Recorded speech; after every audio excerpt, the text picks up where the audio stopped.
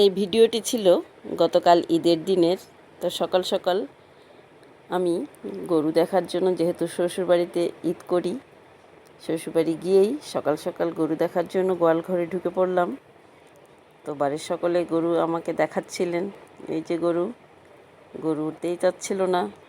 তো গরু দেখা হয়ে গেলে সকলে, বাড়ির ছেলেরা নামাজ পড়তে বেরিয়ে যাচ্ছে। হ্যালো এভরিওয়ান, আসসালামু আলাইকুম। কেমন আছেন সবাই? সকলকে ঈদ মোবারক, ঈদ মোবারক, ঈদ মোবারক। তো এই যে আমার শ্বশুরবাড়ি, এটা শ্বশুরবাড়িতে ঈদ করতে গিয়েছিলাম গতকাল। তো বাড়ির সকল ছেলেরা ঈদের নামাজ পড়তে বেরিয়ে যাচ্ছে। আমাদের বাড়ি থেকে ঈদগাহ একটু দূরে, তাই কেউ কেউ হেঁটে, কেউ কেউ বাইকে যাচ্ছে। তো সকলকে নামাজে পাঠিয়ে আমরা মেয়েরা আমাদের কাজে নেমে পড়লাম। যেহেতু আমরা চালের আটা রুটি তৈরি করব, তাই কাওয়া করে নিয়ে রুটি তৈরির কাজে নেমে পড়লাম। তো সত্যি বলতে কি গাইস, আমার কিন্তু হাত ভেঙে গিয়েছে। আমি একটু অসুস্থ, আমি কোনো কাজই করতে পারিনি আমার শ্বশুরবাড়িতে গিয়ে। আমার দুই জায়ের, আমার ভাসুরের ছেলের বৌমা সবাই মিলে কাজ করছিল, আরও লোক ছিল। তো সবাই মিলে ওরা রুটি তৈরি করছে, আমি শুধু দেখে দেখে বেড়াচ্ছি, ভিডিও করছিলাম। এই যে আমাদের ঈদের গরুকে বাইরে বের করে নিয়ে আসা হলো।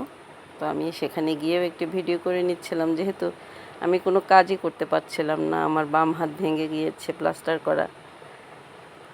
তো এভাবে আমি শুধু ভিতর এবং বাহির সবার সাথে গল্প করেই কাটাচ্ছিলাম। আমরা ঈদের দিন সকালেই গতকাল আমার শ্বশুরবাড়িতে গিয়েছিলাম। এদিকে এসে আবার দেখছি ওদের রুটি করা হয়ে গেছে, তৈরি করা রুটি। সবাই মিলে রুটি সেঁকছে এক চুলায়, আবার আরেক ঘরে রুটি সেঁকার কাজ চলছিল।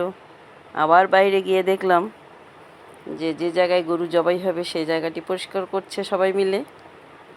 তো আমরা একটি গরুর ভিডিও করে নিলাম। এই যে আমাদের শ্বশুরবাড়ির পিছনের এই দৃশ্যটি, বাঁশঝাড়ের নিচে, অনেক সুন্দর ঠান্ডা পরিবেশ। তো সকলে মিলে কুরবানির জন্য গরুকে যে শোয়াই দিছে, গরুটি কিন্তু কাঁদছিল। তো আল্লাহ তাআলার জন্য আমাদের সকলের কুরবানি কবুল করে নেন, আমিন। সকলে আমিন বলতে ভুলবেন না যারা আমার ভিডিওটি এই মুহূর্তে দেখছেন। তো গরু কুরবানির পর সবাই মিলে মাংস কাটার কাজে নেমে পড়েছিল ছেলেরা, আর এদিকে আমি ভিডিও করছিলাম। ওইদিকে গরুর ভুঁড়ি তখনও বের করা হয়নি। আবার বাড়িতে ঢুকেই দেখলাম ওরা বড় পাতিলে পোলাও রান্না করার জন্য পেঁয়াজ বেরেস্তা করছে। বাটাবাটি, আদা রসুন সব কিছু করা শেষ, আমি কিন্তু কিছুই করতে পারিনি গাইস। তো পোলাও রান্নার জন্য আমার সব বসিয়ে দিয়েছে মাটির চুলায়। মাটির চুলার রান্না অনেক মজা। আমরা তো এখানে শহরে মাটির চুলা ব্যবহার করার সময় আমাদের নেই। তো গ্রামের বাড়ি গেলে মাটির চুলার রান্না খেতে অনেক বেশি মজা লাগে। তো এদিকে মাংসের জন্য সব পেঁয়াজ মশলা কেটে নেওয়া হচ্ছিল, ওদিকে পোলাও বসিয়ে দিয়েছি আমরা। পোলাও হয়ে গিয়ে তারপরে আমরা মাংসের জন্য বড় পাতিলে মশলা কষিয়ে নিচ্ছিলাম।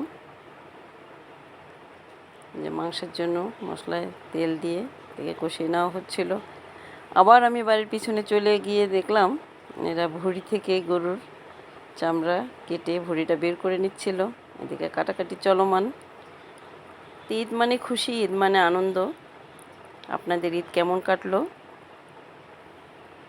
সবার ঈদ যেন মঙ্গলময় এবং নিরাপদ হয়, এই কামনাই করি সব সময়। তো আমার শ্বশুরবাড়ির এই পিছনের ভিউ কেমন লাগছে কমেন্ট করে জানাতে ভুলবেন না। যারা এই মুহূর্তে ভিডিওটি সম্পূর্ণ দেখছেন তাদেরকে অসংখ্য ধন্যবাদ। যদি ভালো লেগে থাকে তাহলে দেখবেন, না লাগলে স্কিপ করে যাবেন।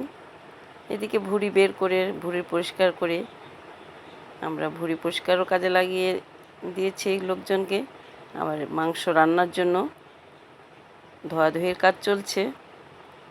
ঈদের দিনের মাংস অনেক বেশি মজা লাগে গায়ে, সত্যি বলতে কি, তাই আমরা অনেকগুলো মাংস ধুয়ে চুলায় বড় পাতিলে বসিয়ে দিয়েছি। কতগুলো যে মাংস হবে আমরা কোনো মাপ করে রান্না করছি না, আমরা অনুমান করে বড় পাতিলে প্রতি বছরেই এই পাতিলে রান্না করি। আর অন্যান্য মাংস সব আত্মীয় স্বজন গ্রামের মানুষকে দেওয়ার পর এভাবে রেখে দিয়েছি। তো পাতিলে মাংস বসিয়ে দিয়েছি, কিন্তু এই পাতিলে জায়গায় হচ্ছিল না। এই যে দেখেন, তো আরেকটি পাতিলে আমরা রেখেছি কিছু, যে একটু কমলে তারপর আবার একসঙ্গে ঢেলে দিব, রান্না করব। আপনারা কারা কারা ঈদের দিন অনেক বেশি করে মাংস রান্না করেন কমেন্টে জানাবেন। আমরা তো ঈদের দিনে অনেক বেশি মাংস রান্না করি, যেহেতু ঈদের দিনের মাংস খেতে অনেক মজা লাগে। তো রান্নার কাজ দ্রুত সেরে, আমাদের অলরেডি অনেক দেরি হয়ে গিয়েছিল, বিকাল হয়ে গিয়েছিল, সবাই খেতে বসে পড়েছিল। তা খাওয়া দাওয়া সেরে আমরা শ্বশুরবাড়ি থেকে আবার বাসায় চলে এসেছিলাম। আজকের ভিডিওটি এই পর্যন্তই। আপনাদের ঈদ কেমন কাটলো কমেন্টে জানাবেন। আমার ঈদ তো এভাবেই কেটেছিল, আপনারা দেখতেই পেলেন। তো সকলকে আমার পরবর্তী ভিডিও দেখার আমন্ত্রণ জানিয়ে আজকে এখানেই শেষ করছি। আল্লাহ হাফেজ।